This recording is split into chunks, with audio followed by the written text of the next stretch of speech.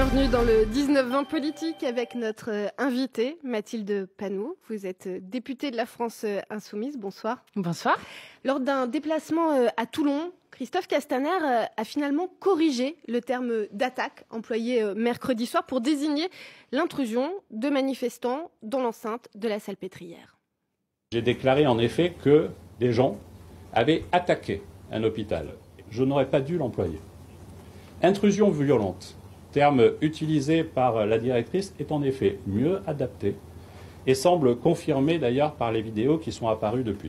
Christophe Castaner revient sur sa déclaration initiale. C'est un mea culpa. Pourquoi continuer de réclamer une commission d'enquête parlementaire ? Parce que c'est la République des menteurs et des incompétents.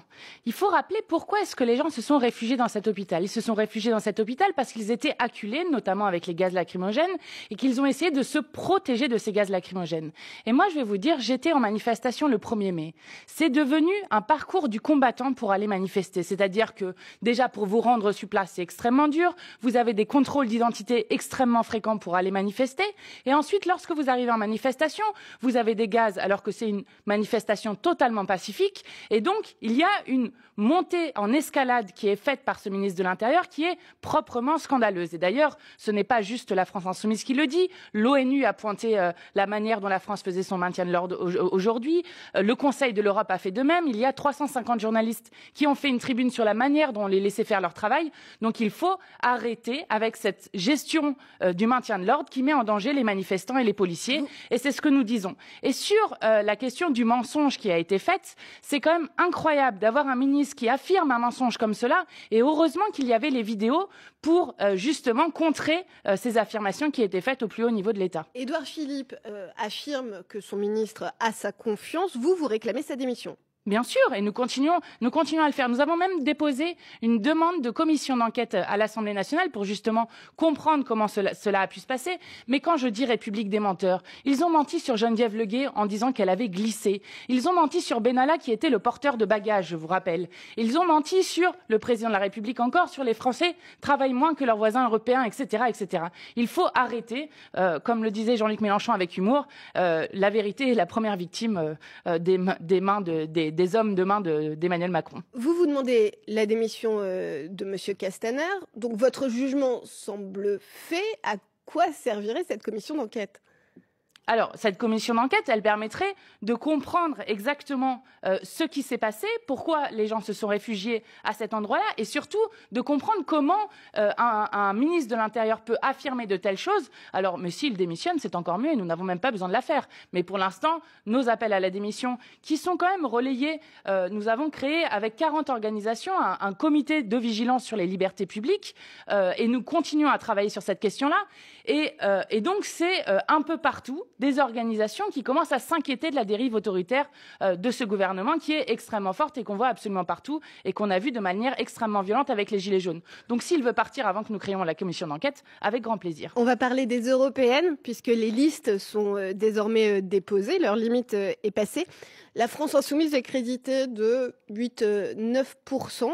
Où sont passés les électeurs de Jean-Luc Mélenchon ? Ils étaient 20% lors de la présidentielle en 2017. Alors déjà, ce qui fait foi dans une élection, c'est le vote des Français et des Françaises. Donc nous attendrons d'avoir les résultats. Donc 20%, c'est toujours l'objectif. Mais même plus, notre objectif, c'est d'en envoyer le plus possible. Parce que nous savons que ce seront des députés qui respecteront leur programme et qui seront des députés de combat avec la France Insoumise, comme nous le faisons à l'Assemblée nationale. Donc nous verrons avec les résultats. En tout cas, il y a une chose qui est certaine. Il faut sortir, parce que la République En Marche joue à cela, il faut sortir de ce duo mortifère qui offre deux choix à l'Europe, qui sont le choix entre le Rassemblement national et la République En Marche, qui sont finalement des choix, moi je n'ai pas envie de choisir, entre deux mouvements qui sont contre la hausse du SMIC, qui sont contre le référendum révocatoire, qui sont pour enfermer des enfants pendant 90 jours, voire plus, qui sont pour faire travailler toujours plus les gens. Je pense qu'en Europe, on peut avoir des choses quand même beaucoup plus progressistes que cela, et c'est ce qu'offre la liste maintenant le peuple. Et puis, il y a une dernière chose qui est importante sur la question d'où sont les électeurs de Jean-Luc Mélenchon. Nous sommes crédités dans les sondages à effectivement 9,5% à peu près en ce moment. Pourquoi? Parce qu'ils comptent sur le fait que les électeurs de Jean-Luc Mélenchon vont aller s'abstenir. Parce qu'effectivement, nous avons un électorat populaire. Comment aller les chercher, ces électeurs? Qui actuellement sanctionne cette Union européenne-là, qui est antidémocratique, antisociale, anti-écologique, en n'allant pas voter.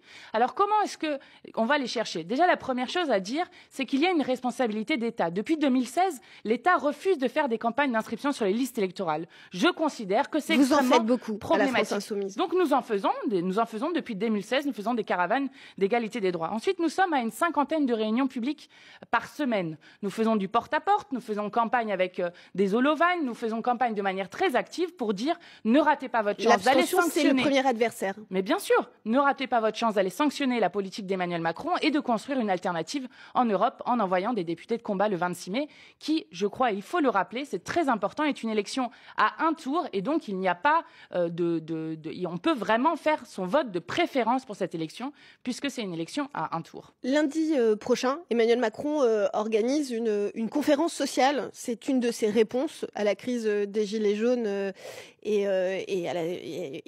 après le grand débat. Qu'est-ce que vous en entendez? Vous en attendez, vous, à la France Insoumise? Malheureusement, pas grand-chose, parce que donc il avait fait ce grand débat pour gagner du temps suite aux revendications des Gilets jaunes, qui sont des revendications qui sont largement partagées par l'ensemble des Français et des Françaises. Et alors, ce président doit être sourd, je ne sais pas. Il réunit les partenaires sociaux. Oui, mais qu'est-ce qu'il a retenu de tout ça? Que les Français devaient travailler plus. Mais vous vous rendez compte, nous sommes dans un pays où il y a 6 millions de chômeurs, où nous travaillons 45 jours en moyenne gratuitement pour gaver les actionnaires de notre pays, où nous dépensons du CICE à tout va pour des grands patrons qui continuent à licencier des gens. Est-ce qu'il ne faudrait pas, au contraire, dans notre pays, créer de l'emploi socialement et écologiquement utile? La transition agricole, ça fait 300 000 emplois. La transition énergétique, 900 000 emplois. Autour de la table, ce n'est pas... mais bien sûr que si, mais on sait comment ils font avec les partenaires sociaux. À chaque fois, les partenaires sociaux sont obligés de quitter la table tellement ils les écoutent pas. Donc si c'est pour leur faire croire que les Gilets jaunes ont demandé à ce qu'on recule encore l'âge de la retraite, à ce qu'on travaille un jour férié en plus, à ce qu'on travaille plus, ce qui est un mensonge. Les Français travaillent plus en emploi que leurs voisins allemands, danois, hollandais, etc. Donc non, il ne faut pas travailler plus, il faut travailler moins pour travailler mieux et travailler tous. Merci Mathilde Panot, ce sera le mot de la fin. Très belle soirée sur France Info.